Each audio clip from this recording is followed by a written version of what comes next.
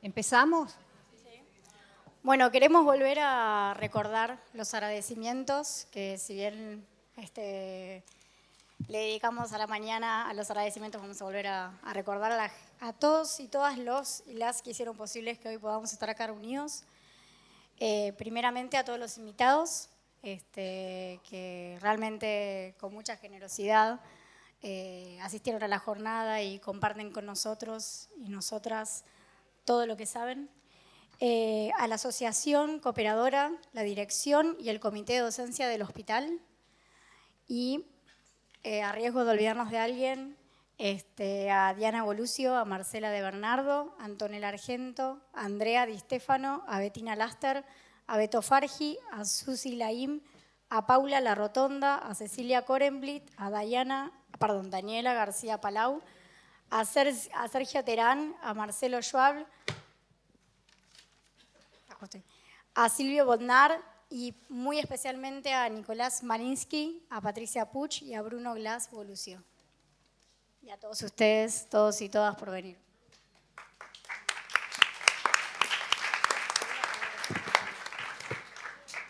Muy bien. Vamos a dar comienzo al último panel.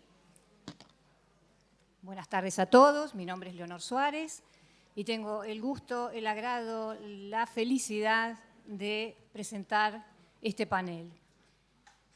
Es una mesa de amigos, porque están ellos charlando entre ellos, se conocen. Es una mesa amigable en un día realmente amigable. Es una oportunidad, yo digo que tengo la oportunidad de que celebremos el encuentro, la conversación, el diálogo con otras disciplinas, con otros saberes, con otras experiencias, con las transdisciplinas, como dijo Pablo Farneda. Y esta mañana tuvimos una invitada que realmente conmovió a todos, Daniela Ruiz, cuando dijo: el feminismo entendió el concepto, nos abrazó. Me parece que es una frase realmente como para iniciar este panel, feminismos y psicoanálisis, una relación posible. Una relación posible afirmativamente, pero no porque sea una verdad, sino porque es una apuesta. Lo dirán los disertantes. En primer término, nuestra querida Dora Barrancos, socióloga y doctora en Historia de la Universidad de Campinas, Brasil, profesora consulta de la Facultad de Ciencias Sociales de la UBA, investigadora principal de CONICET, directora del CONICET en representación de las Ciencias Sociales y Humanidades desde mayo de 2010 hasta hace poco tiempo que decidió renunciar. Entre 2000 y 2008 dirigió el Instituto Interdisciplinario de Estudios de Género en la Facultad de Filosofía y Letras de UBA, dirigió el doctorado y la maestría en Ciencias Sociales y Humanidades en la Universidad de Quilmes. Se ha especializado en historia de los sectores subalternos, especialmente de las mujeres, a quienes ha dedicado décadas de investigación. Es autora de numerosos libros y ha sido oradora en múltiples universidades.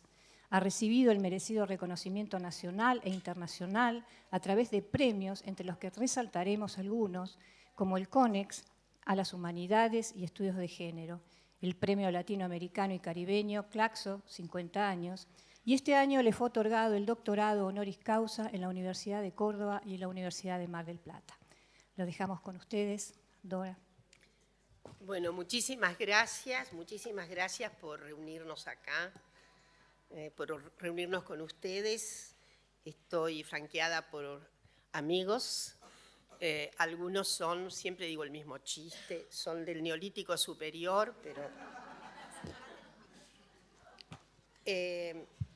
pero siempre renovamos el vínculo y es un enorme gusto que esta tarea nos haya traído acá. A les organizadores, muchísimas gracias. Yo voy a hablar 15 minutos y ahí que venga el nombre del Padre e interrumpa. quiero decirles que estoy un poco consternada porque no soy del rubro, psicoanalítico. Sí tengo mucha confianza en pertenecer hace bastante tiempo, hace bastantes décadas, que me convertí al feminismo. Pero puesta ya a trabajar con menos sorna, diré que este vínculo es imposible como cualquier vínculo erótico, que es posible. Entonces, yo quiero apenas demorarme un poco en plantear el contexto de posibilidad de emergencia de la teoría psicoanalítica. Y me parece que es imprescindible volver a abordar las cuestiones inherentes a los orígenes del patriarcado. El patriarcado probablemente, tenemos casi certeza, pero hay que hablar con probabilidad alta, emerge en las condiciones del Neolítico Superior. Y el Neolítico Superior está ahí nomás, Hay un falso crédito respecto de la inherencia, perdón por el neologismo, lo inherente, que es lo inescindible, que es el patriarcado a nuestra humana condición. La verdad que es un absurdo escatológico, porque la humanidad, que sepamos, tiene tal vez, acá estoy llena, rodeada de especialistas, y probablemente sepan mucho mejor que yo, que aunque hay un debate arduo todavía, y no me quiero meter en él, es probable que esto de la y el Homo sapiens, existe la Homo sapiens, tenga, ¿qué? 200.000 años, no sabemos, por ahí, ¿no? Y el patriarcado se revela en un acontecimiento muy lento, probablemente, del Neolítico Superior, que son ¿cuánto? ¿20? ¿10.000? Tenemos una discusión allí. Tal vez se hable un interesante camino para quien quiera investigar acerca de las condiciones de posibilidad, pero hay dos en las que se fijó de manera muy interesante, y no diría que precursora, porque toma de manera muy erudita toda la base que había en aquel momento, y me refiero a Federico Engels.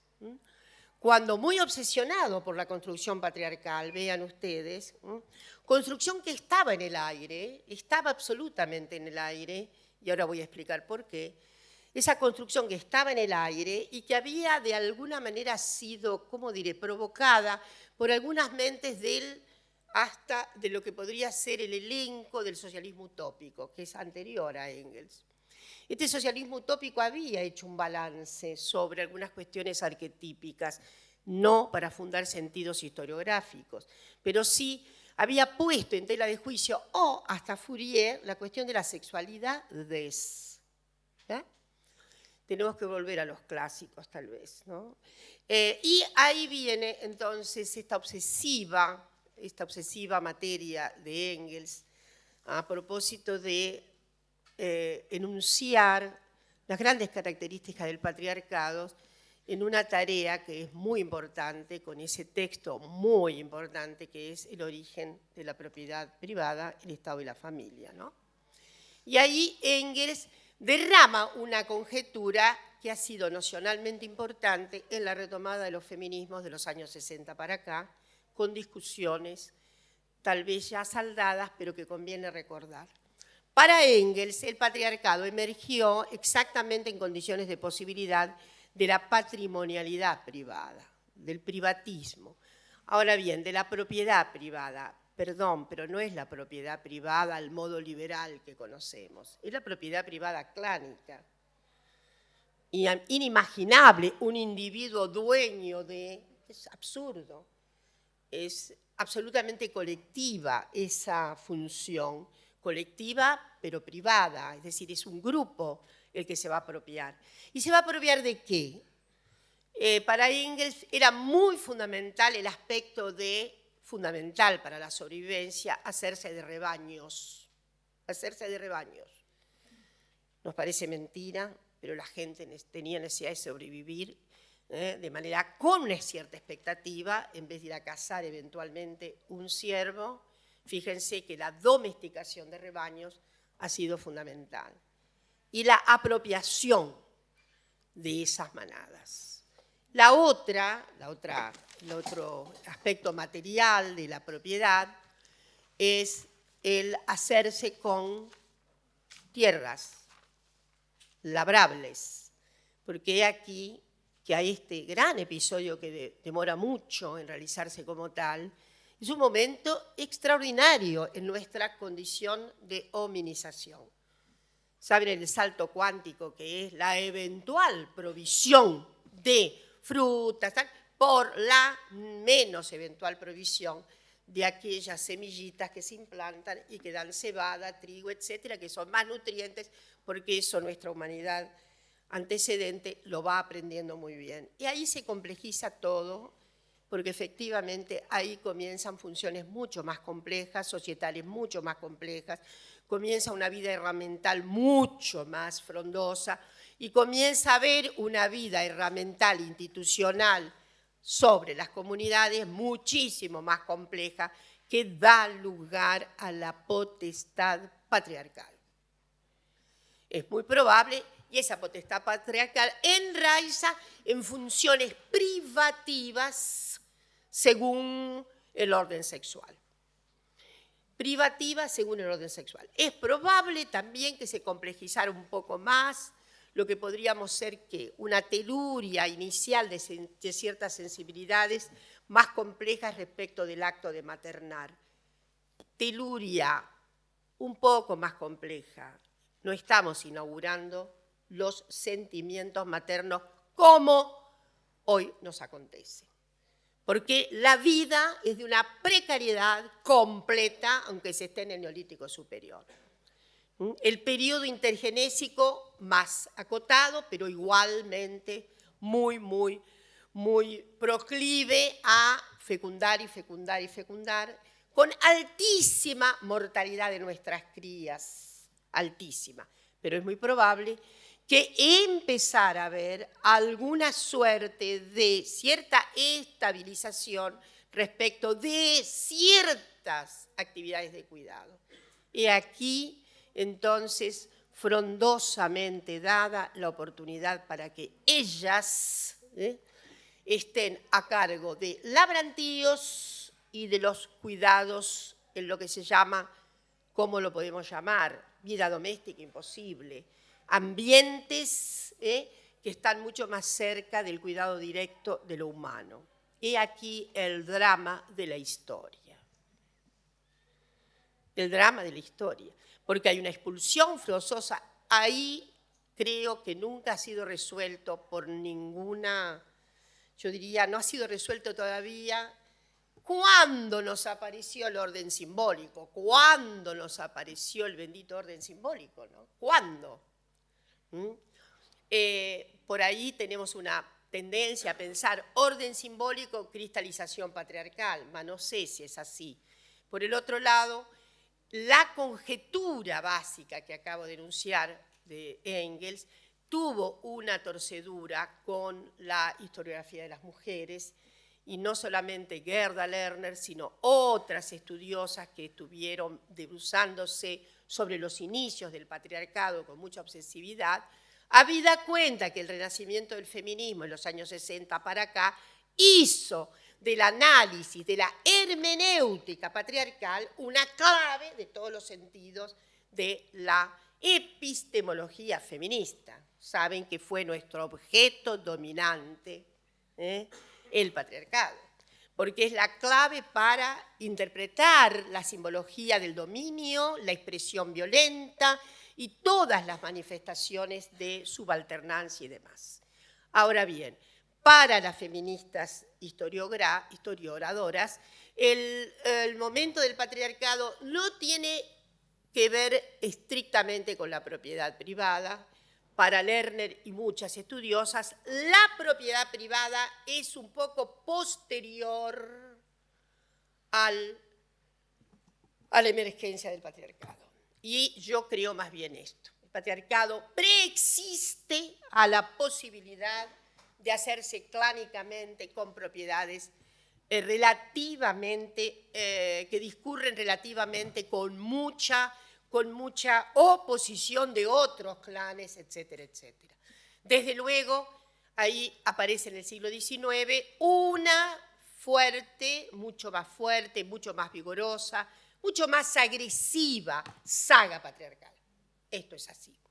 O sea, el patriarcado no es el mismo a lo largo de los tiempos, no es el mismo según latitudes, no es el mismo para nada. Hay que pensar, solamente decirles que de todas maneras en el Neolítico superior, y bien más acá del Neolítico superior, ¿no? Ya cuando aparece el fenómeno de la historia, es decir, la posibilidad de una cierta escritura, de una cierta narración por escrito, porque ahí hay una complejidad rotunda. Lo que digo es que en esa coyuntura de aparición voy a decirles que la vida humana es limitadísima. Los trabajos más importantes, creo, que hay en materia arqueo son los que todavía derivan de las grandes posibilidades de análisis de la región, obviamente del cono de Éufrates-Tigris, región ahora de la Mesopotamia, gracias, devastada actualmente, es una región de devastación debido a las pluriguerras que tiene la región, pero bueno, ahí se han instalado, creo, las mejores posibilidades de análisis del Neolítico superior, y lo que revelan trabajos muy históricos ya de 20 años y más, es que la vida humana para los varones es un poco mayor, que miren qué suerte, 31 años, pero ellas 28, debemos pensar que es justamente en razón del parto se produce mucho más temprana que para los varones la muerte de las mujeres. Pero he instalado este escenario que no nos fatiga, siempre volvemos sobre el escenario primigenio. Pero insisto, ¿cuándo devino de ese teatro la instalación de un orden simbólico que efectivamente primero recurre a cuestiones que ustedes tópicamente las conocen muy bien, y es la necesaria arbitraria alejamiento de las mujeres para los intercambios y el tabú del incesto y todas estas cuestiones que han sido tan consagratorias en las cuencas fundamentales del psicoanálisis. Ahora bien, el siglo XIX es uno de los más expresivos, insisto, lo más expresivo tal vez que tengamos como narrativa de estruendosa aplicación de valores, normas y predicamentos patriarcales. Hay una conjetura, y es que en el salto probable del 18 al 19 algo se perdió. Para una gran estudiosa francesa, Geneviève Fraisse, había la posibilidad de un salto cuántico que permitiera no una paridad completa de mujeres y varones, pero hubo la posibilidad de que si hubiera un saldo positivo, pero no ocurrió. Y la modernidad conculcó mucho más los derechos de las mujeres que lo que habían sido los cauces históricos anteriores. Siempre decimos lo mismo. En el siglo XII, obviamente, había un gran sometimiento a órdenes religiosas y demás.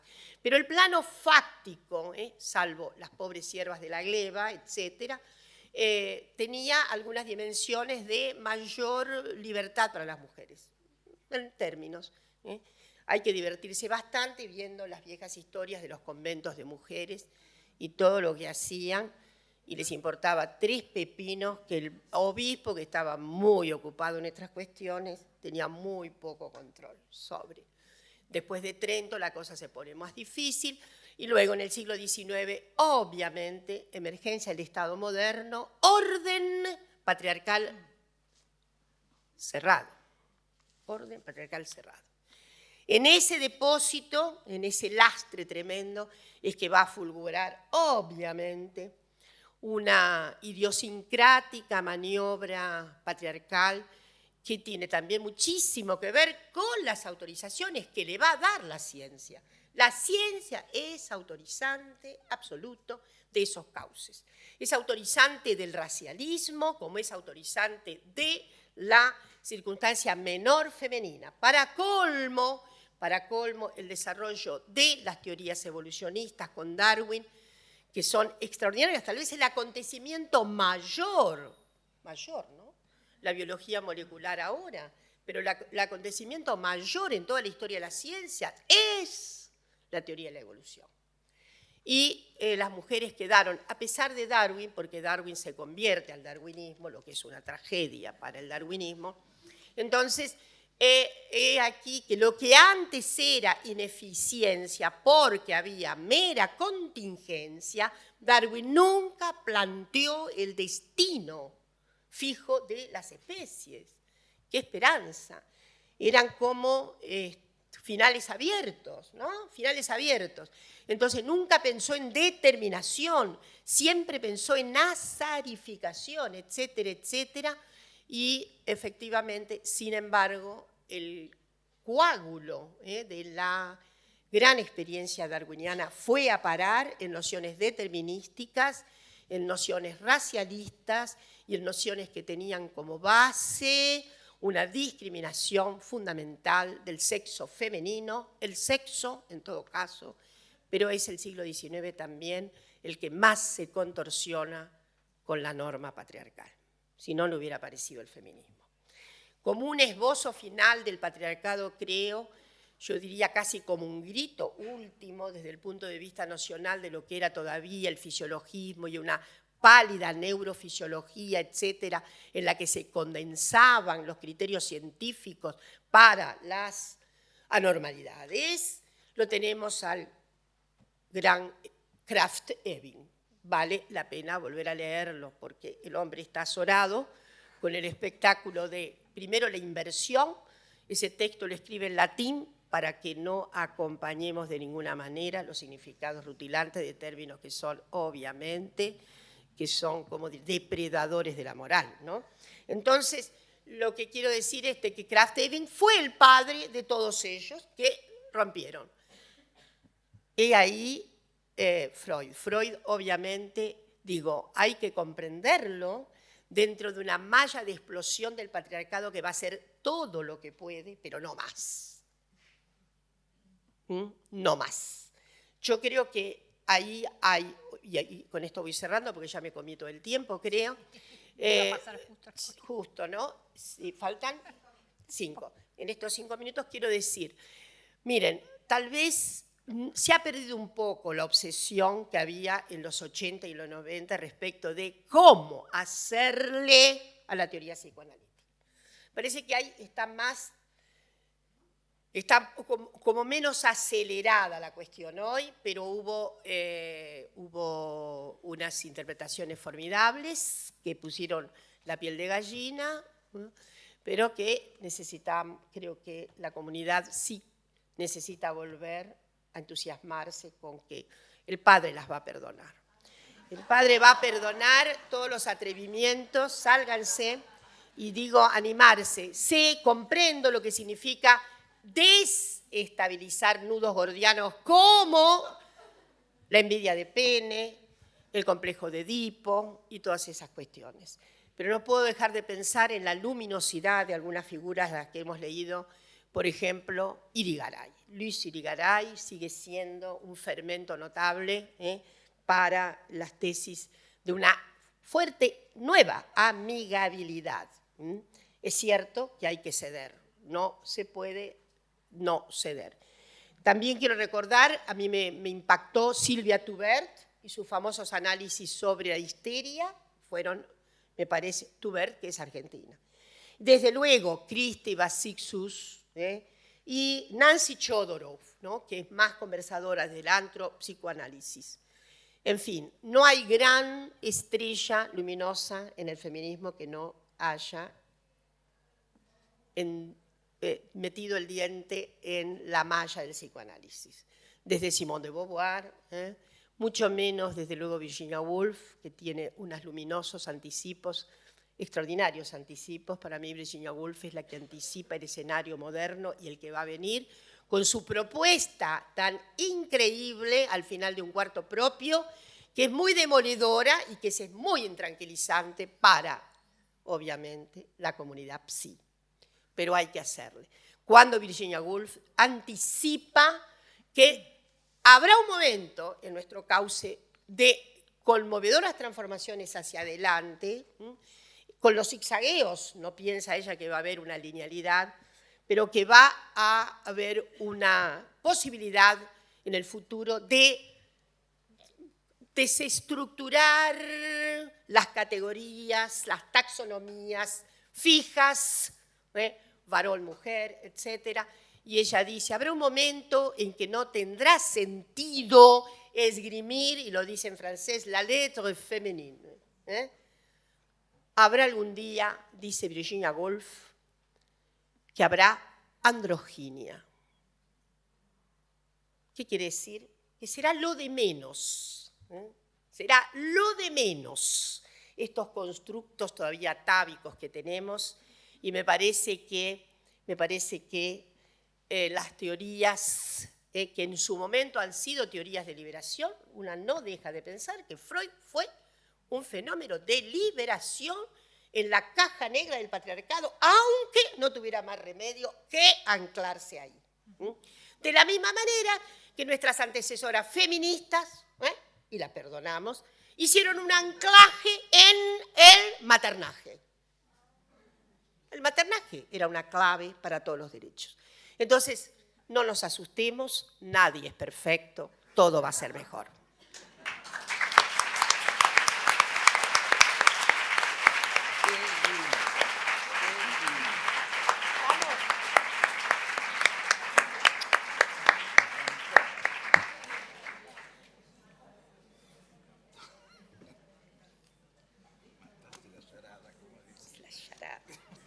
Antes de darle la palabra a Osvaldo Saidón, quería decirles que la doctora Débora Tájer, que también estaba invitada al panel, no pudo venir por razones de salud y realmente nos mandó un muy conmovedor mensaje y saludándolos a todos los presentes también.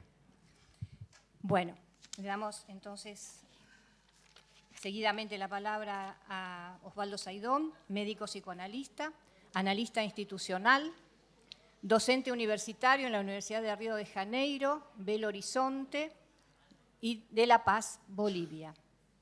También, obviamente, de la Universidad de Buenos Aires. Autor de Prácticas Grupales, Políticas en Salud Mental, Clínica y Sociedad, Esquizoanálisis, La Potencia Grupal. Ha desarrollado el trabajo de escena institucional con técnicas psicodramáticas y de teatro terapéutico. Investigador del Consejo Nacional de Desarrollo Científico y Tecnológico en Brasil, ex miembro de Plataforma y del Centro Internacional de Referencia para Derechos de Niños y la Familia, con sede en Ginebra. Miembro de la redacción de Lo Grupal, revista fundada por Pavlovsky, Kesselman y De Brasi. Hoy, en esta línea, desarrolla un trabajo de docencia en la clínica ampliada en la red de salud pública. Te damos la palabra, Osvaldo. Bueno, gracias. No sabía si iba a leerla, pero con lo que Dora habló de maternaje, me voy a atrever. Pierdo un minuto de mis derechos. Y quería leerles una poesía de Szymborska, una poeta polaca, fantástica, y que dice así, me evocó. Lo leí justo estos días cuando buscaba material. Primera foto de Hitler. ¿Y quién es esa gracia de Tip Top? Es el Adolfinho, hijo del casal del matrimonio Hitler. ¿Será que se va a volver un doctor en Derecho o un tenor de la ópera de Viena? ¿De quién es esa manito, esa orejita, ese ojito, esa naricita? ¿De quién es esa barriguita llena de leche? Todavía no se sabe. de un tipógrafo, padre, médico, mercador. ¿Cuáles caminos recorrerán esas piernas? ¿Cuáles? ¿Irán para el jardincito, a la escuela, el escritorio, el casamiento con la hija del prefecto? Angelito, Pimpollo, 12 de coco, rayito de sol. ¿Cuándo llegó al mundo un año atrás? No faltarán señales en la tierra ni en el cielo. Geranios en la ventana, un sol primaveral, la música de una canción en el portón, votos de buen augurio envueltos en papel crepón rosa. Poco antes del parto, el sueño profético de la madre, soñar con una paloma, señal de buenas nuevas. Viene una visita muy esperada, toc toc. ¿Quién es? Es el corazoncito de Adolfinho que late. Pañal, babador, chupeta. El niño, con la gracia de Dios, golpea en la madera. Es sano, parecido con los padres.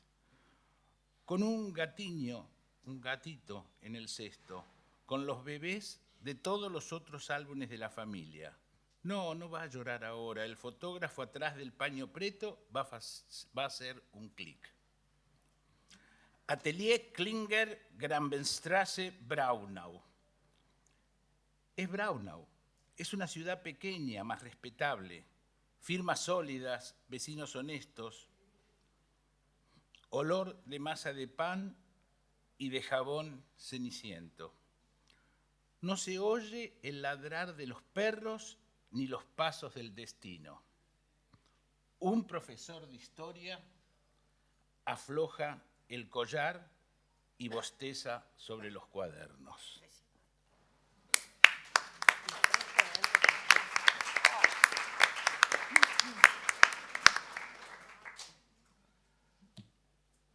Hoy a la mañana, cuando escuchaba las tres intervenciones muy interesantes, pensaba que, bueno, voy a hablar sobre las relaciones entre psicoanálisis y feminismo. Teníamos un profesor, un creador del análisis institucional, que siempre nos decía, ustedes los argentinos tienen la costumbre de cuando vamos a una charla de ustedes, hay un título, pero de lo que hablan es de cualquier otra cosa. Y se enojaba un poco. Hoy lo voy a respetar. Yo tengo la impresión, cuando hoy escuchaba, que en el psicoanálisis siempre estamos en un volver a empezar. En el feminismo, hoy por lo menos, como lo estamos viviendo, o yo en particular, lo que vemos es un devenir, es una flecha del tiempo, habitando nuevos territorios, no un permanente volver a empezar como... Entonces, ¿cómo es la relación, como ella decía, entre algo que siempre vuelve a empezar y otro movimiento que estaría en un devenir, en un correrse permanentemente en una flecha del tiempo? Lo que se me ocurre, un poco por la manía que tengo de la implicación en el análisis institucional y la importancia que le damos al análisis mutuo, es ver cómo estamos nosotros, los psicoanalistas, implicados entonces en esta relación. ¿Qué nos está pasando? No sé si, ojalá consiga transmitir algo de lo que está pasando, pero no soy tan buena poeta como la Zimbrowska. Pero lo que sí nos está pasando, me parece, es que nos incita los pañuelos verdes en este momento y desde hace un tiempo a hacernos cargo en algún momento de nuestra propia tarea clínica, en las conversaciones que establecemos con nuestros pacientes y ellos con nosotros, con nuestros grupos, de lo intempestivo que esto implica en nuestra labor clínica. Hace 50 años, un otro intempestivo afectó profundamente nuestra práctica como psicoanalistas. las mujeres y los hombres que nos formábamos y que trabajábamos en el psicoanálisis, se cumple ahora 50 años del mayo del 69, del Cordobazo, nos dimos cuenta que no daba para más la institución psicoanalítica, que no podía, que no quería, y que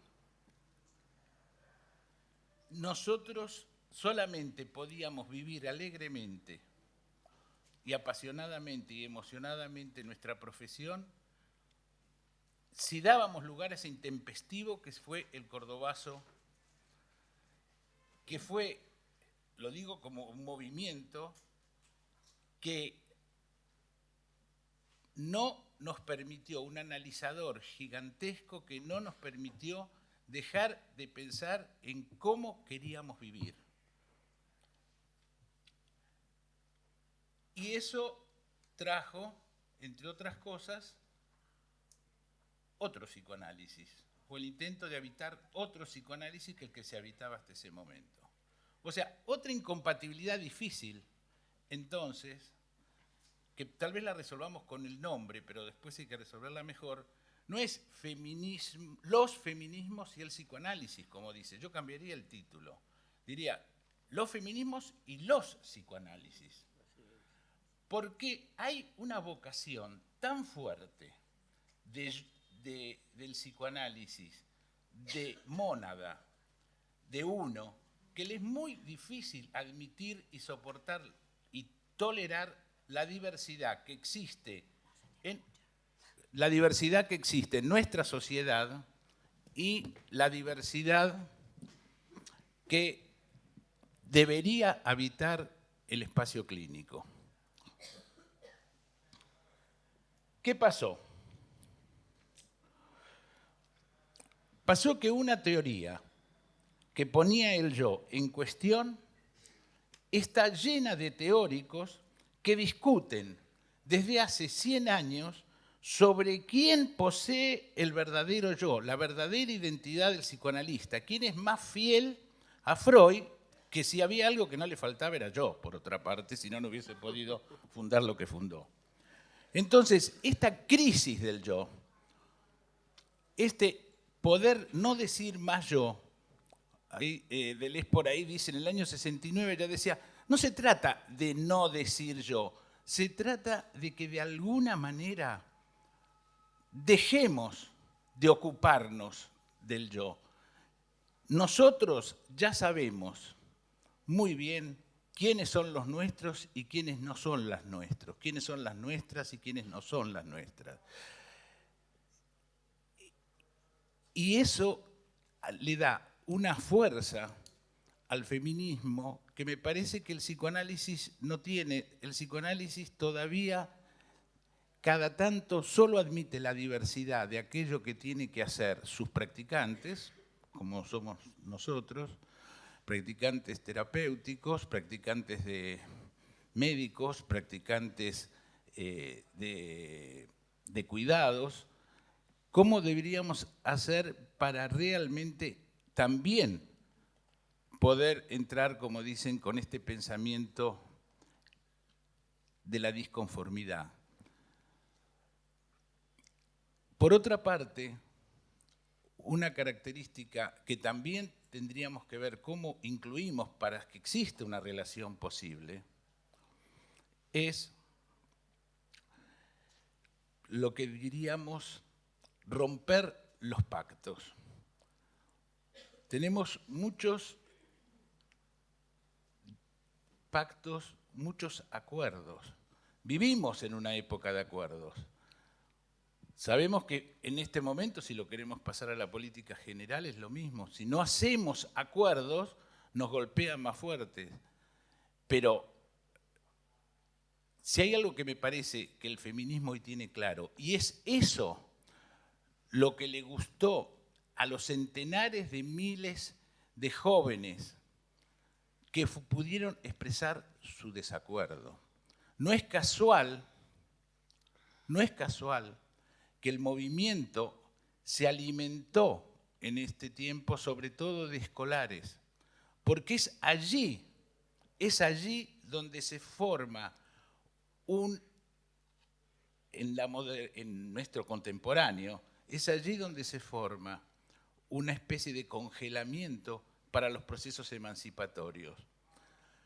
Los pañuelos blancos no salen fundamentalmente por las dos vidas, como ellos dicen, salen porque las iglesias se dieron cuenta que había una raíz emancipatoria en estas nuevas jóvenes verdes que llevan a sus madres incluso a una emancipación de la que antes ni se daban cuenta, que les dieron esta alegría existencial en este tiempo, y resulta que con un desvío, un simple desvío que dio la historia del feminismo en nuestras ciudades, consiguieron una afectación corporal y amorosa que no consiguen las iglesias evangélicas y católicas fundamentalmente en decenas de años.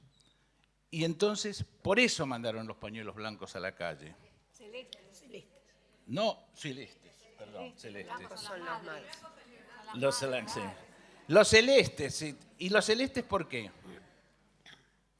¿Y por qué verdes? Verde fue una buena elección porque no tiene que estar la palabra patria en las verdes.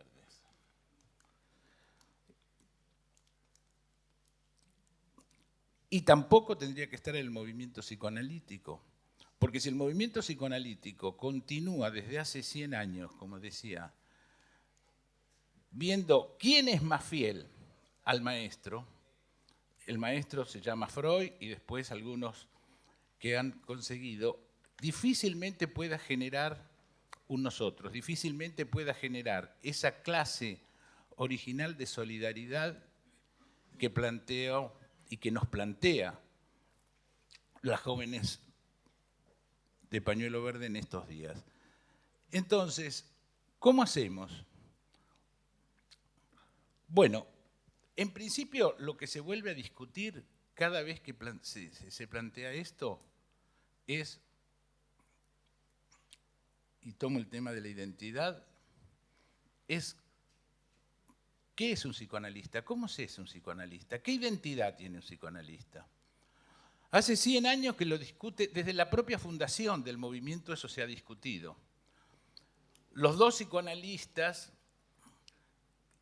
varones que han sido tomados por el feminismo han sido dos marginales del psicoanálisis, Wilhelm Reich y Marcuse, que han sido tratados como desviantes de diferentes modos.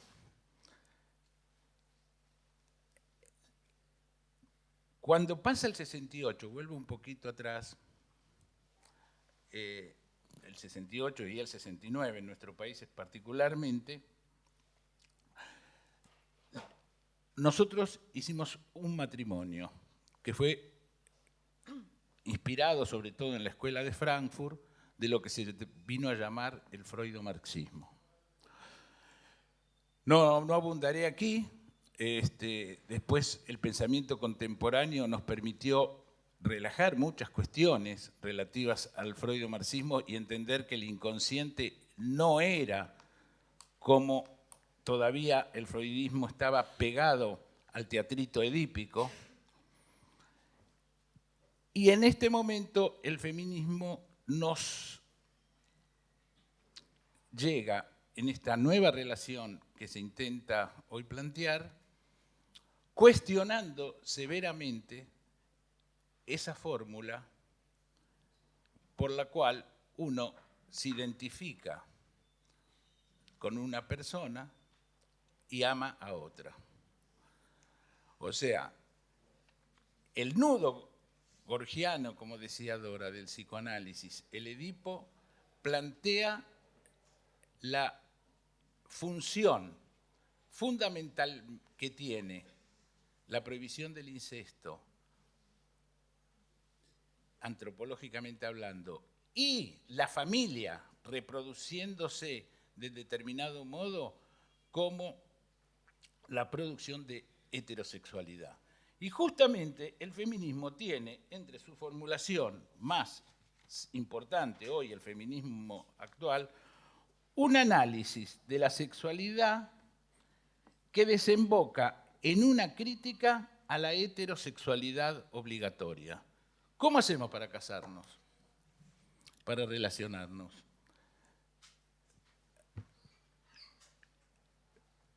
Planteando, me parece, a fondo, no solo una teoría del inconsciente que se funde en estas diversidades y en estas pluralidades, sino fundamentalmente revisando toda la categorización diagnóstica de la cual el psicoanálisis ha sido afiliado en su tradición patriarcal, como se dijo, pero también científica.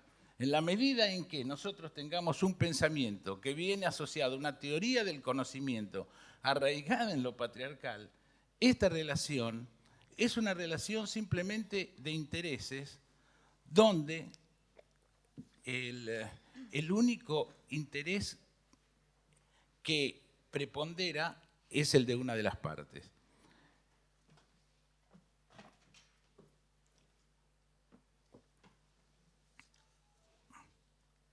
Cuando volví del Brasil y presentamos un libro de la escena institucional, se dio un diálogo muy interesante en la presentación del libro entre tres psicoanalistas, varones, que algunos de ustedes deben conocer, si no personalmente de nombre, muy queridos, y que siempre los recordamos. Estaban Tato Pavlovsky, Ulloa y Emilio Rodríguez.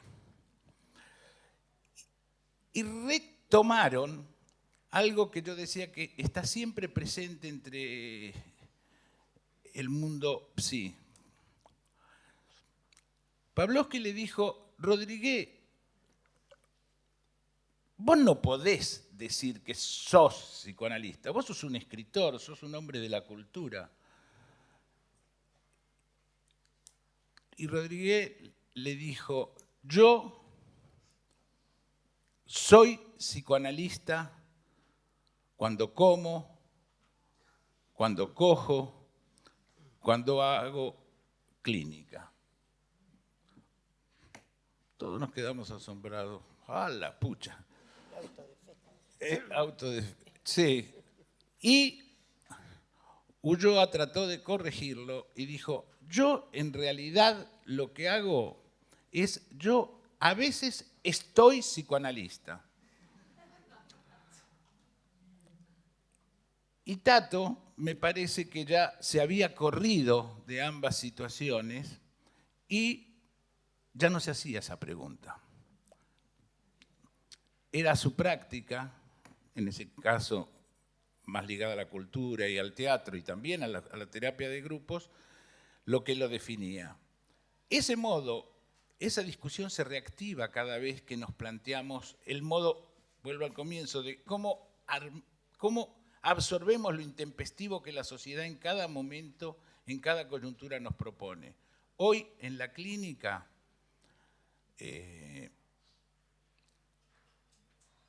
no tenemos más remedio que pensar bien cómo hablamos, cómo usamos la E,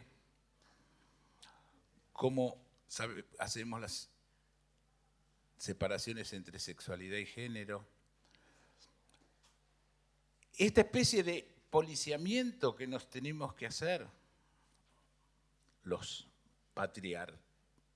los hombres psicoanalíticos y las mujeres también, porque está en nuestro lenguaje, no está mal, no está mal. Yo creo que es parte de momentos dogmáticos donde vamos a aprender qué es lo importante, a conversar de otra manera. Pero no aligeremos la situación. No pensemos que si nosotros hablamos de ley paterna y nombre del padre y lo cambiamos un poco, o hablamos de supuesto sujeto saber, con eso ya estamos evitando situaciones patriarcales. No hagamos cosmética, tomémoslo a fondo y con la densidad que este movimiento merece, porque todos, yo estoy seguro que ahí realmente no tenemos cosas a ganar, ya las estamos ganando. Porque, termino con esto, el tema no es un tema leguleyo, no es un tema de ley simplemente. Realmente estamos en invenciones de nuevas singularidades y, bueno, eso es el pensamiento que se viene. Gracias.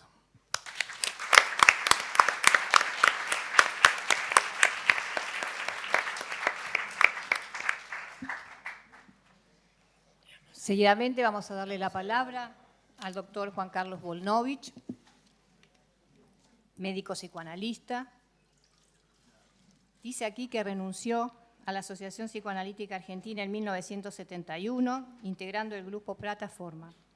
Especialista en psiquiatría infantil en el Ministerio de Salud Pública de Cuba, desde 1965 hasta 1973.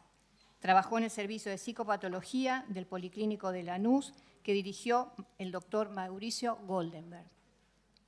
Desde 1976 hasta 1984, trabajó en el servicio de psicopatología del Hospital William Soler en La Habana, Cuba.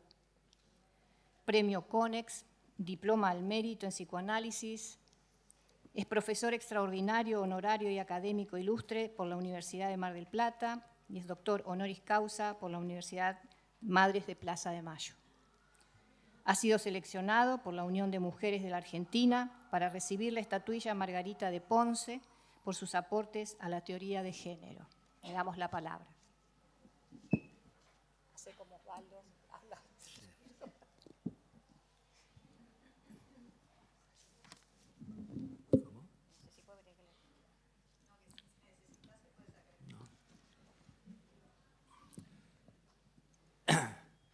Yo celebro la realización de estas conversaciones interdisciplinarias y le agradezco a Eduardo Garaglia, a Juan Pablo Culeiro, a Leonor Suárez, el gusto enorme de estar aquí. El movimiento de liberación de las mujeres, que nos viene de la Grecia antigua y seguramente es muy anterior, se renovó en los años 50 del siglo pasado, adquirió un marcado sesgo político en los años 60 y se extendió en los 70 con un fuerte rasgo teórico. El encuentro del feminismo con la literatura, con la filosofía, no se hizo esperar. El encuentro con el psicoanálisis era inevitable. A las teóricas, a las feministas anglosajonas les hacía falta una teoría de la subjetividad. Llegaron al psicoanálisis desde la sociología, la antropología, la filosofía de la historia. Estoy pensando en Kate Millet, en Germaine Greer, en Joe Freeman, en Jane Flax, en Nancy Chodorow, en Teresa de Lauretis, en Nancy Fraser, en esa rockstar que es Judith Butler y en tantas más. Llegaron al psicoanálisis, decía, buscando una teoría que les permitiera responder a algunos interrogantes insolubles acerca del psiquismo. Llegaron al psicoanálisis y se encontraron con Freud. Es decir, se encontraron con la envidia fálica atribuida a la mujer y con esa concepción insostenible acerca del complejo de Edipo que condenaba a las mujeres a realizarse a través de la maternidad. No obstante, no las tomó del todo por sorpresa. Ya Simone de Beauvoir, en El segundo sexo, las había alertado de que no todo estaba bien con Freud. Freud, que había sostenido en plena epidemia de histeria en los finales del siglo XIX que los síntomas que aquejaban a las pacientes tenían una causa y que esa causa era de origen sexual, situada en la infancia y provocada por el padre o algún otro sustituto. Freud, que había suscrito la teoría de la seducción paterna en el origen de la enfermedad psíquica, en carta a Fliess del 21 de septiembre de 1897, escribió, y lo cito: por fin me vio obligado a reconocer que aquellas escenas de seducción nunca habían tenido lugar y que solamente eran fantasías que mis pacientes habían inventado. No hay indicaciones de realidad en el inconsciente, de modo que no se puede distinguir entre la verdad y la ficción que fueron investidos por el afecto. En la psicosis más florida, el recuerdo inconsciente de la seducción no surge de modo tal que el secreto de las experiencias de infancia no se revela ni siquiera en el más profundo delirio. Y entonces concluye su carta con la sentencia más citada en la historia del psicoanálisis. Ya no creo más en mis neuróticas, las histéricas me mienten. La caída de la teoría de la seducción abrió el camino a la sexualidad infantil, al complejo de Edipo, al trauma con posterioridad retroactiva. En última instancia, significó un salto cualitativo enorme para aquello que comenzó desde entonces a teorizarse como el mundo interno, pero también pagó el alto precio de volver a invisibilizar el abuso sexual realmente cometido y a inocentizar a los perpetradores. Cuando Freud afirma que los relatos de abusos sexuales que poblaban su consulta eran productos de deseos incestuosos de sus pacientes y no de acontecimientos reales, abre el camino a un campo inexplorado de investigación, la sexualidad perverso polimorfa y la represión, al tiempo que concede todo lo demás a los valores patriarcales dominantes. De modo tal que a partir de entonces confirma que la sociedad no está llena de varones abusivos, sino que se trata de mujeres seductoras y mentirosas. Reconoce que él ha sido uno más de los varones que se dejó cautivar y engañar por los cantos de sirena de las mujeres y creyó en su fantasía, y sugiere que en el origen de los síntomas es mejor pensar en una madre preedípica que en un padre perverso.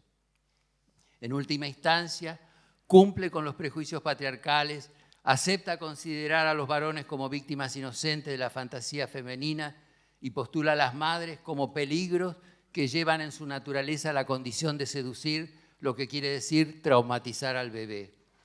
Ese desliz del padre a la madre que la implosión de la teoría de la seducción instala no es un detalle menor, ya que existe una seducción a la que ningún ser humano escapa, los cuidados maternos. Por eso Freud dice, y vuelvo a citarlo, que la relación del niño con la responsable de cuidarlo le proporciona una fuente inagotable de excitación sexual y de satisfacción de sus zonas erógenas. Eso es especialmente verdadero porque la persona que lo cuida es por lo general la madre. Ella lo mira con sentimientos que se originan en su propia vida sexual. Lo acaricia, lo besa, lo mece, tratándolo como sustituto de un objeto sexual completo. Cierro la cita. Las feministas, alentadas por la fórmula «el inconsciente está estructurado como un lenguaje», dirigieron entonces su mirada hacia Francia con la esperanza de encontrar en Lacan el camino que podría llevarlas a dilucidar cómo opera el patriarcado desde el interior de la feminidad, además de encontrar una salida a la condena esencialista que les había impuesto Freud con su Anatomía es destino. No tuvieron que esperar demasiado para que en el seminario 7, el seminario acerca de la ética del psicoanálisis de 1960, se encontraran con, y cito a Lacan, el papel de la madre es el deseo de la madre. Esto es capital. El deseo de la madre no es algo que pueda soportarse como tal, que pueda resultarles indiferente. Siempre produce estragos. Es estar dentro de la boca de un cocodrilo. Eso es la madre. No se sabe qué mosca puede llegar a picarle de repente y va y cierra la boca. Eso es el deseo de la madre. Cierro la cita.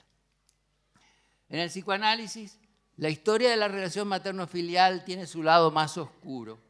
La mujer maternizada ha sido siempre visualizada a través de una lente patriarcal al servicio del desarrollo del infans, de modo tal que solo como objeto de asistencia fue tomada en cuenta. El foco de atención iluminó casi exclusivamente a la criatura, mientras que la subjetividad de la madre, la complejidad de su mundo interno, se ha mantenido en la penumbra.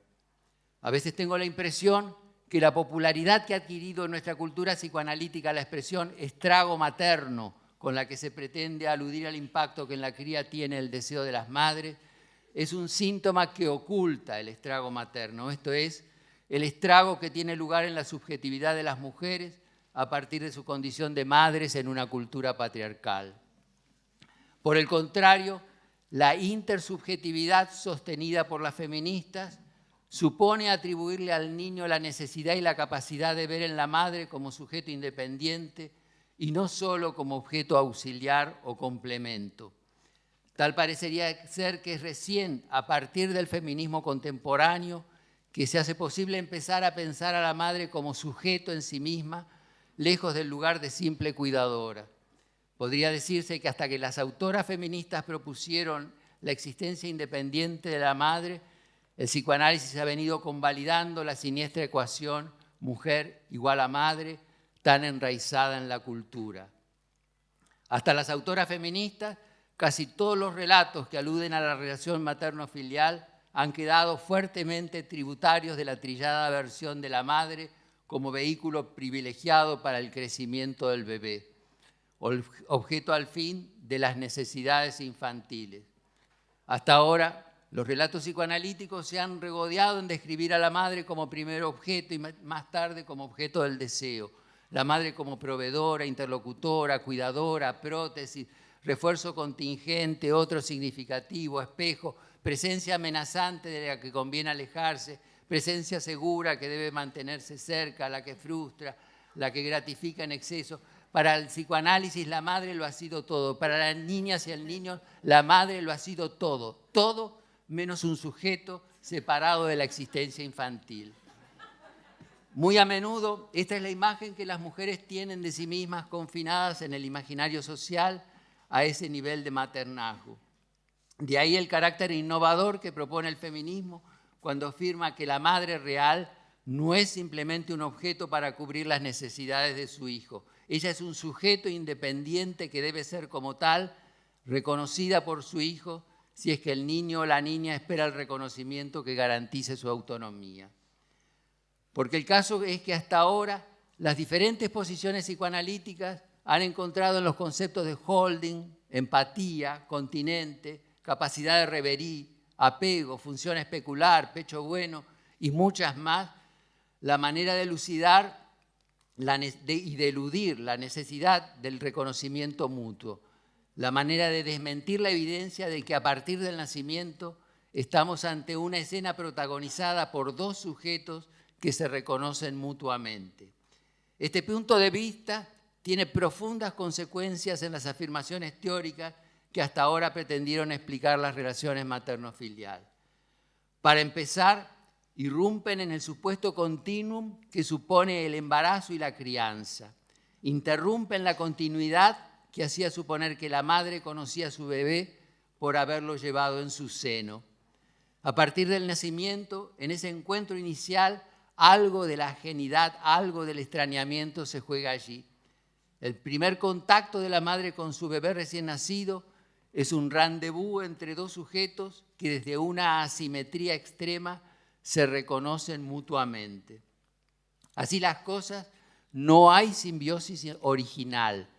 No existe un tal apego que en función de un proceso de individuación debería resolverse. Es decir, no partimos del supuesto que la aspiración máxima es la separación y nuestra meta el individualismo, sino que muy por el contrario, se le atribuye al bebé una sensibilidad especial para conocer y relacionarse primero con la madre como sujeto y después con el mundo que lo rodea. Al aproximarnos de esta manera a los inicios de la vida, caducan los argumentos que debían explicar cómo salir de las fauces del deseo de la madre. No hace falta recurrir ni al padre, ni al significante fálico, ni al orden simbólico para romper una unidad que no existe y para salvar a la cría de un peligro inventado. Porque cuando Lacan caracteriza al niño o a la niña como parte de la madre, se ve después en la obligación de construir al responsable de separarlos, un tercero cuya intervención es imprescindible para evitar el colapso de esa unidad. Ese tercero, ya se sabe, no es el padre de carne y hueso, es un operador estructural, un tercero simbólico que dice no y que le permite a Lacan hacer un juego onomatopéyico entre el no del padre, el nom du père, con el nom de père, o sea, algo que opera por medio del lenguaje. Como de costumbre, el peligro está allí representado por el imaginario materno. es el riesgo de quedar cautivo en la relación dual con la madre, es la amenaza de convertirse en objeto de la madre y por lo tanto la locura como destino. No poder alcanzar jamás la posición de sujeto o agente de la vida. Aquí el padre no solo representa la ley, la prohibición y por tanto la necesidad de la identificación a su autoridad para instaurar la autorregulación civilizatoria de la sexualidad, sino que además supone que todas las mujeres del mundo solo podrían sentirse completas al tener un hijo, no dando lugar en la teoría a los millones de mujeres que lo único que desean es poder ser libres en la sexualidad sin el riesgo de un embarazo, y que si bien muchas mujeres sienten que su seguridad está en el dominio de un hijo, eso no es sino un efecto de su subordinación ancestral a un cierto orden social y cultural. Como Lacan, Jessica Benjamin también propone la figura del tercero, pero este tercero nada tiene que ver con el tercero freudiano o lacaniano. El tercero que propone Jessica Benjamin es un tercero rítmico, es una consonancia, una sincronía que madre e hijo van armando en conjunto.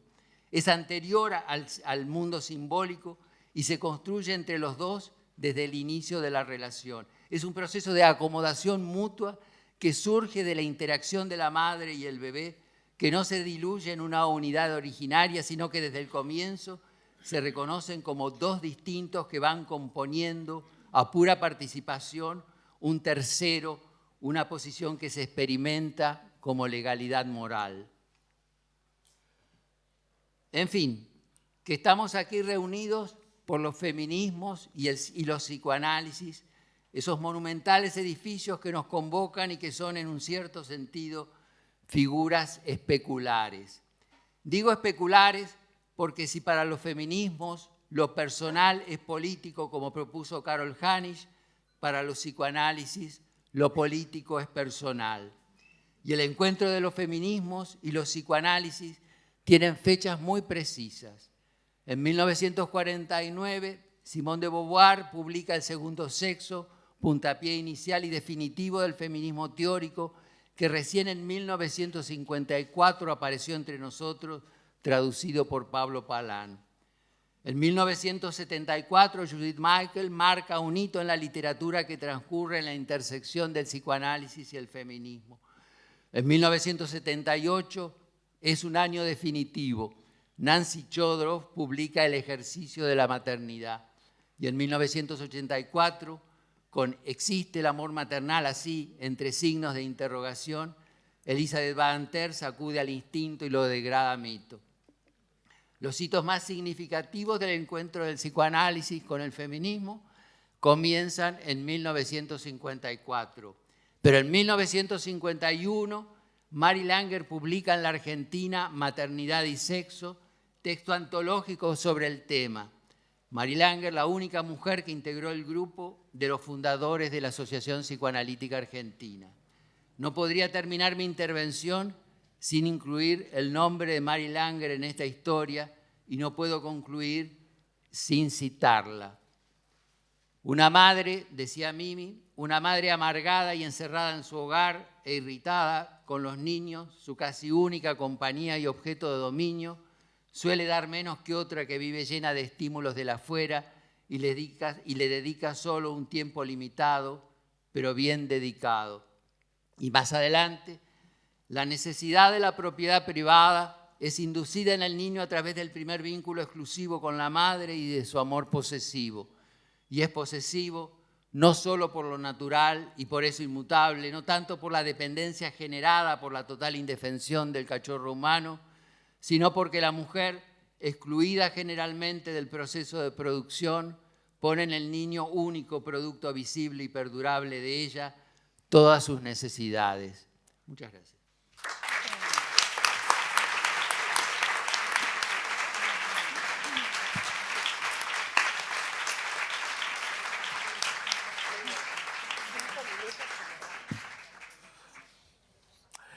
Solo un comentario. Ahora lo puedo decir, me lo había olvidado.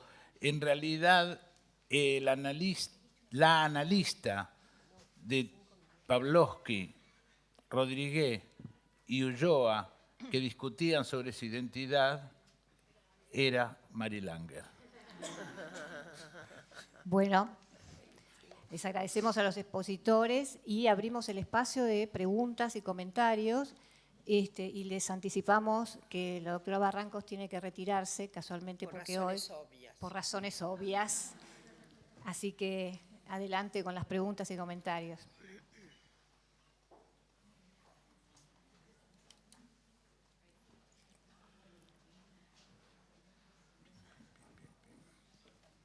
Muy lindo, chicos.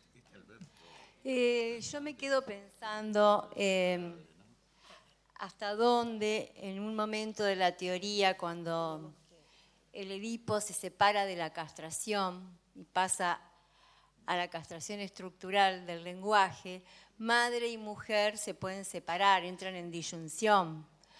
Madre queda del lado fálico y mujer queda del lado del no todo. Entonces, me parece que es importante considerar eso porque es un aporte a los feminismos y a la ampliación del radio de la vida de la mujer. ¿Es eso? Muy bien.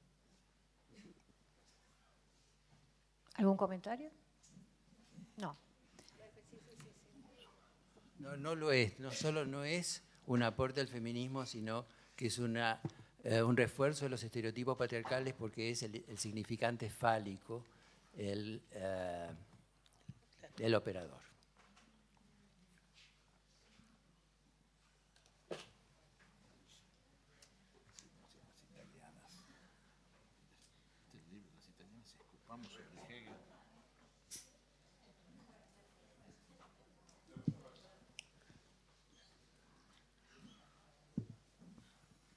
Bueno, muchas gracias por esta jornada, por esta mesa.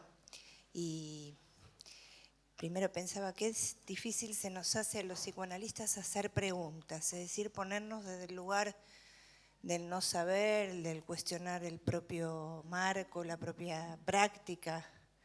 Así que me siento interpelada por eso, en primer lugar. Y yo me quedo pensando desde la mañana sobre la cuestión del poder, en la ciencia y el poder, y lo que se juega ahí en el saber con el poder, que ya Foucault habló tanto. Y pensaba que viene a proponer el feminismo como otra manera de poder, y también para salirnos de esta dicotomía que a veces se cree instalar, que el machismo es el opuesto al feminismo.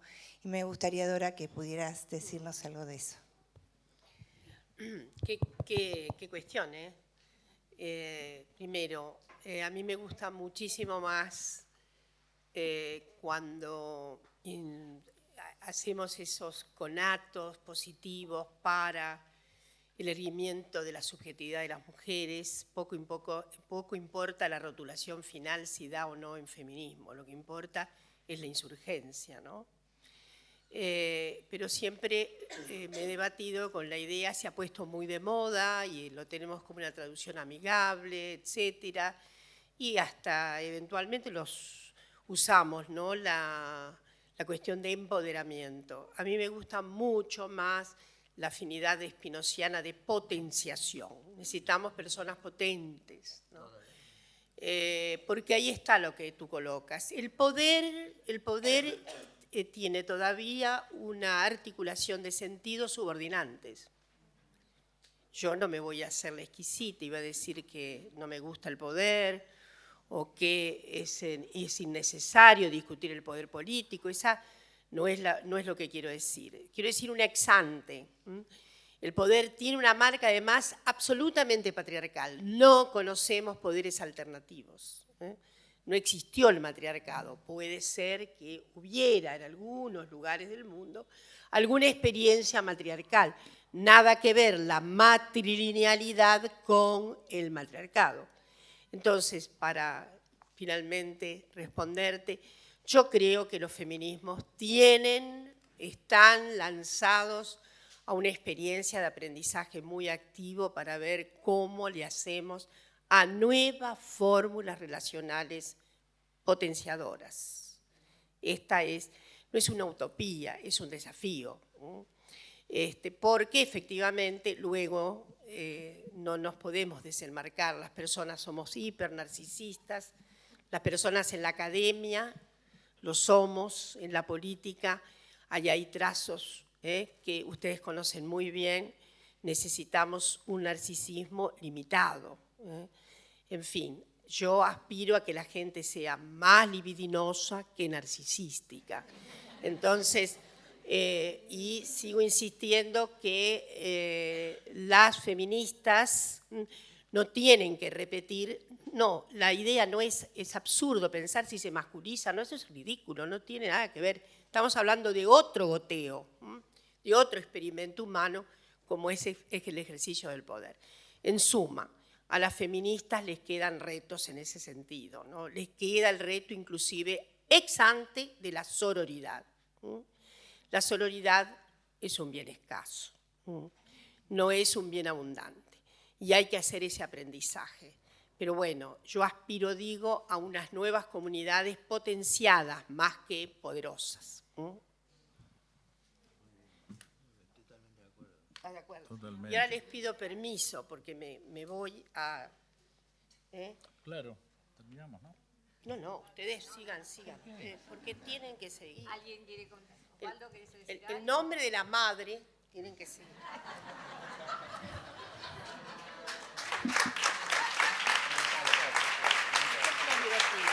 Osvaldo, ustedes sigan, Gracias, amiga, gracias.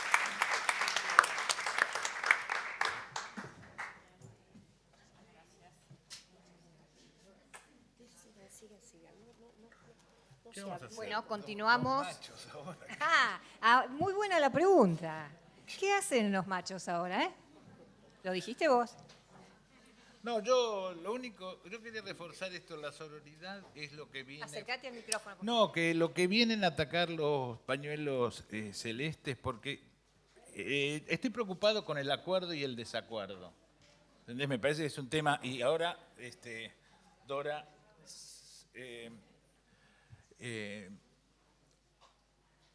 se va a...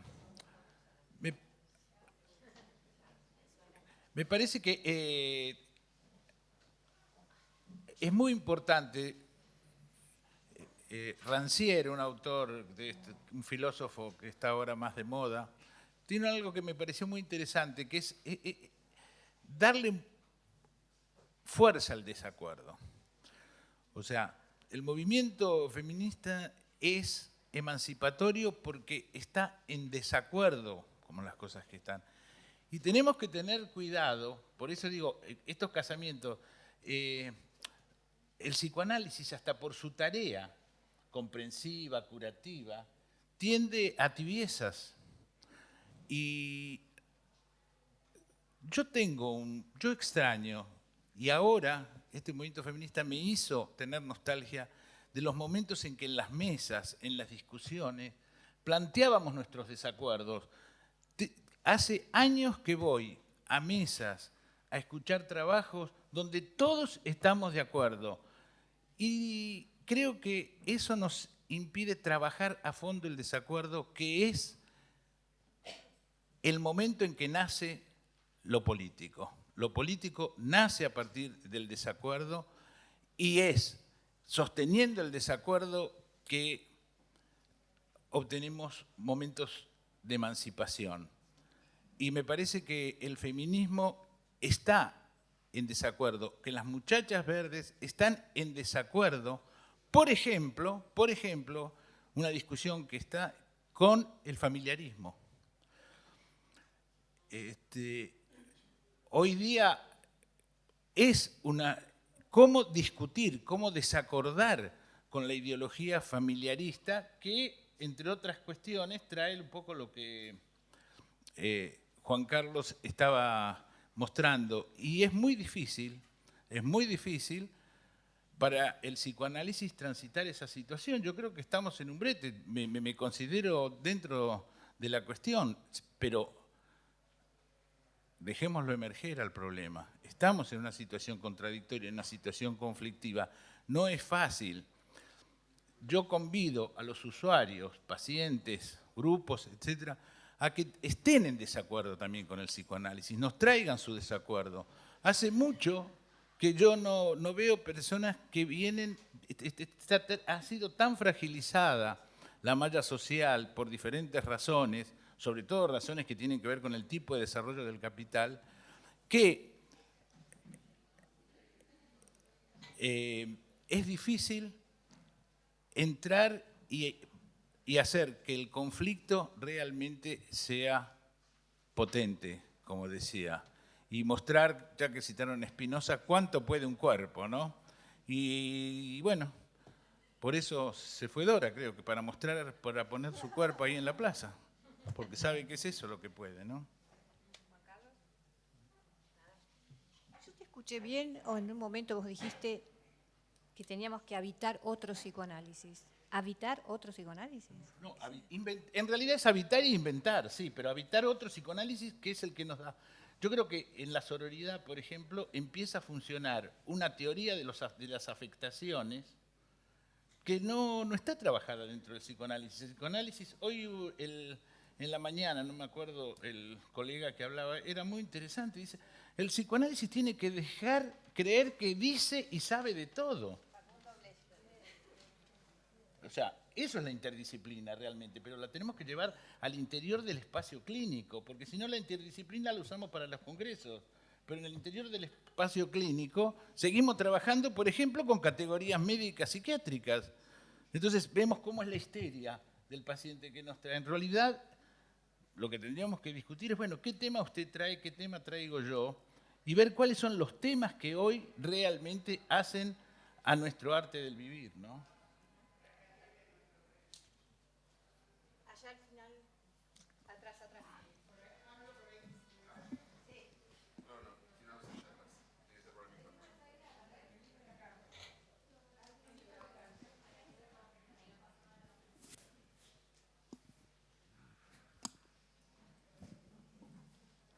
Gracias. Estaba pensando un poco en la exposición de Volnovich y en el hecho de que se trae esta cuestión de la ligazón que alguien recogió recién entre saber y poder, y esa historización que se hizo acerca de cómo Freud ganó cuando se metió a trabajar sobre la sexualidad infantil, teniendo que ceder esta investigación sobre el poder en los cuerpos, en definitiva. Y quería traer que un contemporáneo de Freud, discípulo preferido primero y después muy peleado con él, que es Sándor Ferenczi, un húngaro, precisamente son los dos temas que toca. Uno es lo que él llamó el análisis mutuo, que en realidad, si bien podría pensarse que es meramente una técnica, en realidad tiene todo este trasfondo de discusión de cuál es la posibilidad de generar conocimiento conjunto en la sesión o en cualquier lugar, por un lado, o sea, toda esa cualidad del poder que nosotros en el trabajo que estamos haciendo estamos llamando el poder en paridad y en mutualidad. Lo relaciono con esto que decía Dora, de que no estamos acostumbrados o acostumbradas a significar el poder como potencia, sino como dominación, y bueno, en el trabajo que estamos haciendo estamos un poco tratando de visibilizar estas formas otras del poder. Y la otra cuestión es el trabajo que Ferenczi publica justo cuando está por fallecer, que es Confusión de lenguas. En ese trabajo, Confusión de lenguas, precisamente, él trae esta cuestión de la realidad de los hechos, de los abusos, y los toma como una verdad posible, es decir, ahí desmiente al maestro y se coloca claramente en esa posición que Freud parece haber dejado de lado en su momento. Entonces, quería plantear eso simplemente como un aporte para seguir pensando paridad, mutualidad, dispersión del poder. Yo quedé medio inhibido por Osvaldo, que dijo que el consenso no es bueno, que hay que discutir, pero es que Estoy totalmente de acuerdo y entonces no puedo decir nada. Mira, es tal cual. Solo sobrevivirán los paranoicos, decía. Es tal cual. Jessica Benjamin, a quien yo cité y traje el modelo de reconocimiento mutuo intersubjetivo, es decir, el reconocimiento de dos sujetos desde el inicio en la relación materno-filial y también en la relación terapéutica, la idea de dos sujetos y el reconocimiento mutuo, lo toma absolutamente de Ferenczi y lo toma absolutamente del análisis mutuo. Y el tercero que propone Jessica Benjamin es muy semejante al tercero que había propuesto Ferenczi cuando decía que el análisis era un análisis mutuo, que era los pacientes se analizaban con los analistas y los analistas, cosa que además es absolutamente así, se analizan con los pacientes y que sería bueno que ambos aceptaran que están subordinados a un tercero, al inconsciente, y que en realidad están siendo analizados por un loco, aludiendo al inconsciente. Pero sí, creo que es lo que propone Ferenczi es tal vez lo más próximo a lo que las feministas, las psicoanalistas feministas, porque se han apoyado, digamos, ¿no? Porque lo que pasa es lo siguiente, que me parece que es importante señalarlo en cuanto al panorama general. Las feministas, y sobre todo las feministas que han tenido un impacto, las teóricas feministas que han tenido un impacto más fuerte, las anglosajonas como las francesas, pienso en Geneviève Fraisse, por ejemplo, Julia Kristeva, casi todas las, Hélène Cixous, casi todas las feministas americanas, británicas y francesas, llegaron tarde al psicoanálisis. Partieron del feminismo, de la antropología, de la historia, de la filosofía, y después fueron al psicoanálisis, que es un camino totalmente contrario al que se realizó en la Argentina. En la Argentina, las psicoanalistas hicieron un proceso de pasaje y de empezar a relacionarse con las teorías feministas, pero partiendo del psicoanálisis, con una característica muy particular que tiene que ver con lo que dijo Osvaldo, que todo el mix, el intercambio entre feminismo y psicoanálisis, que en la Argentina tiene una potencia de producción teórica enorme, se ha hecho fuera de las instituciones oficiales. No hay feminismo en las instituciones lacanianas, primero porque no reconocen el concepto de género y la única feminista psicoanalista lacaniana, Lucy Garay, tuvo un enfrentamiento y una diferencia muy significativa y abismal con Lacan. Entonces, en general, como decía, no hay casi psicoanalistas feministas francesas, hay filósofas francesas que han tenido algún tipo de acercamiento al psicoanálisis y hay filósofas, antropólogas, sociólogas, historiadoras norteamericanas que también. Hay solamente 3 norteamericanas que sí, además de hacer una aproximación académica al psicoanálisis, tienen práctica psicoanalítica, que fueron Nancy Chodorow, que es Jessica Benjamin y Nancy Hollander. Las demás tienen una aproximación académica nomás, pero no tienen la experiencia clínica. En cambio, los argentinos, hay muy pocos varones argentinos, pero las argentinas que llegaron al feminismo, llegaron desde el psicoanálisis, empezando por Eva Giberti y siempre, como digo, fuera de las instituciones oficiales. Porque es cierto que APA, la Asociación Psicoanalítica Argentina, había muy poquito, pero incorporaron algo, pero tardíamente, como una especie de ayornamiento, viste que en este momento todo tiene que tener que ver con género. Y el movimiento feminista es tan poderoso, pero tan poderoso que todos se quieren montar. A mí me sorprendió mucho porque en la comisaría de mi barrio hay un enorme cartel que dice Policía de la Ciudad y uno más grande todavía que dice Unidad de Género. Yo digo, primero que es imposible, que es una imposibilidad lógica, unidad de género, porque género nunca puede ser uno. Pero aparte de eso, me asusté porque dije, cuando ya el género llegó a la policía, es que algo hicimos mal.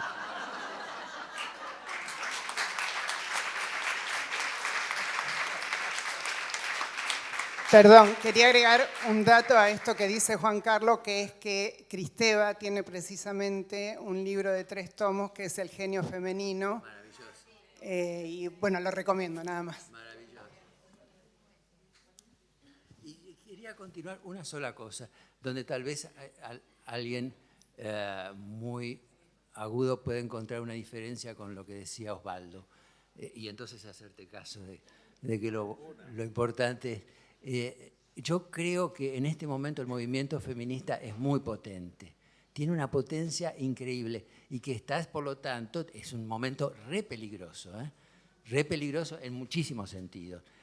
Y sobre todo es un momento donde todos quieren cabalgarlo, de todos lados, de izquierda, de derecha, donde sea, porque tiene una potencia significativa. Entre otras cosas, la izquierda.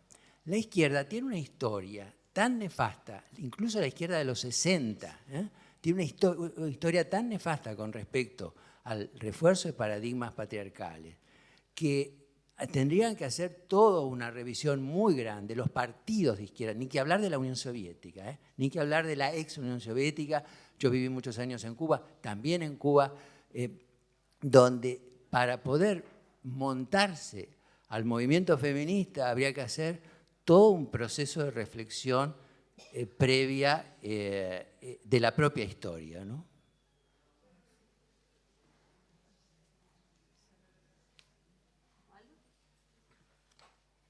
No se me ocurre cómo estar en desacuerdo. No, yo quiero decir que Juan Carlos, junto con Mary Langer, y básicamente posibilitó un encuentro en Cuba donde muchos íbamos de acá, otros íbamos desde Brasil, donde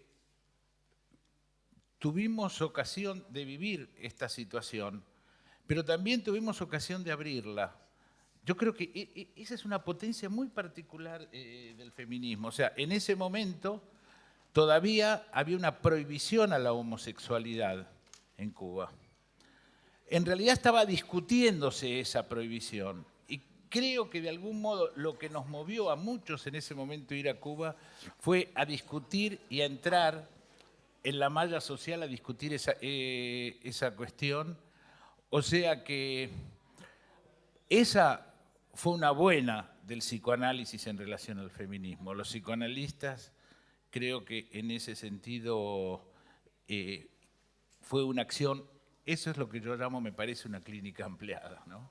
Fue un modo realmente que creo que pudimos colaborar, o que eso es lo que pensamos, en todo caso, a que los universitarios y los sectores psicológicos y los sectores taxonomónicos de la medicina en Cuba pudiesen revisar una idea absolutamente perimida que todavía vivía en esa sociedad, que se proponía otro modo de vivir y a la que también amamos tanto, ¿no?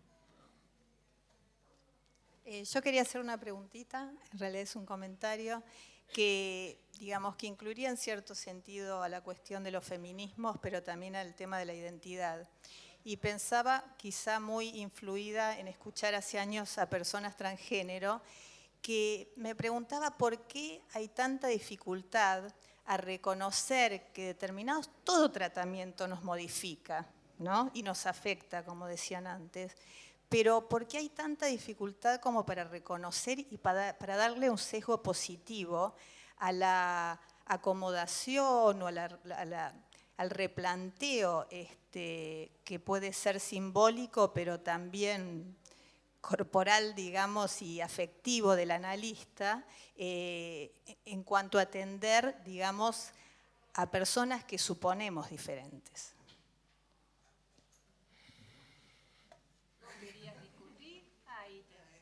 No, el por qué eso es doctoro, que por el tema de las identidades, yo creo que realmente estamos todavía muy presos a nuestra identidad y nuestro trabajo profesional es todo el tiempo esto, ¿qué soy? ¿No? Como si lo que yo hago es lo que soy, es como medio absurdo. El otro día en el hospital, una persona trans dijo, siempre me dice, las mujeres incluso, me dicen que no entienden por qué yo digo que soy una mujer trans. Y entonces discutíamos y no discutíamos. Bueno, me cansé. Decidí que soy una persona trans. Y me llamo persona trans. Es muy interesante, no sé si... No, porque persona en realidad quiere decir máscara. Y entonces, yo creo que nosotros tenemos muchas dificultades a dejar que la procesión de simulacros pasen por nosotros. El psicoanálisis es demasiado igual a sí mismo. Entre otras cosas, la izquierda también lo dijo. Bueno, esperemos que... Yo creo que va por ahí la cuestión, de crear desvíos, ¿viste? De dejar que aparezcan las otras máscaras que tenemos. Bueno, o que inventemos otras máscaras, ¿no? Otras copias. No, se supone que como estamos por terminar, tendría que ser para arriba, ¿no? Tendría que ser una intervención. Es muy machista. No, la alegría. No, yo creo que hemos avanzado mucho y estamos avanzando mucho y estamos tratando de romper con muchísimos prejuicios que han estado presentes desde ya, no solo en la ideología, sino en la teoría y en la práctica psicoanalítica.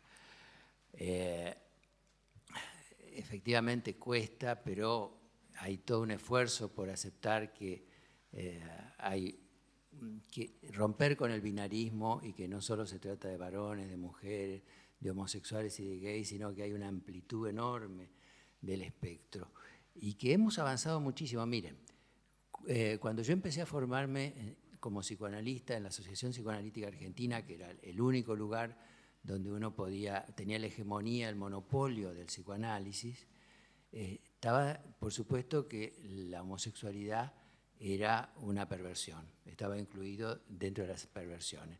Pero no solo la homosexualidad, sino que había prejuicios muy fuertes que también venían de la propia teoría. Uno de ellos es que las etapas, oral primaria, oral secundaria, anal primaria, anal secundaria, fálica y genital, concluía en justamente la genital como el lugar de la salud. Entonces nosotros, un grupo de compañeros, estamos haciendo los seminarios en la asociación y nosotros teníamos un analista didáctico que cuando terminaba nuestro análisis didáctico firmaban si estábamos en condiciones de terminar el análisis, aunque después quisiéramos continuarlo, para presentar un trabajo para ser miembros adherentes de la asociación. Cuando yo digo nosotros, eran nosotros y nosotras, porque éramos algunos varones y había algunas mujeres. Ocurre que una de mis compañeras, éramos tres que estábamos siempre en la punta en el sentido de que teníamos las notas más altas, éramos los mejores alumnos de seminario, éramos tres jóvenes brillantes, 2 varones y una muchacha, con una diferencia, y es que la muchacha tenía orgasmos clitoridianos. Y se lo decía al analista, y mientras nuestros analistas, al terminar los seminarios, firmaban la autorización para poder apelar aplicar a ser miembros adherentes, a ella no, porque tenía orgasmos clitoridianos. Y eso quería decir que estaba fijada a la etapa fálica. Entonces, bueno, la historia fue que el otro varón y yo, Guillo Vigliani y yo, renunciamos a la asociación, nos fuimos, y ya no nos importó ser adherentes o no, pero al tiempo yo me encontré con mi amiga en la calle y me dijo, felicitame. Le digo, te felicito, ¿tuviste orgasmos vaginales? Dice, no, le mentí.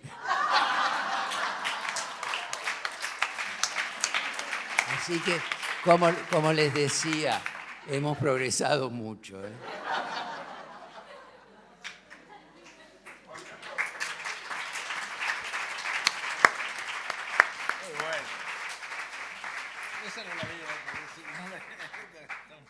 Pablo, y cerramos. Dale, ya. no, te quería pedir simplemente que menciones qué libro de Jessica Benjamin estabas trabajando. Bueno, Jessica Benjamin escribió 4 libros. Uno es Lazos de Amor, otro es Sujetos Iguales, Objeto de Amor. El prólogo lo escribimos Rodolfo y yo. Otro es La Sombra del Otro.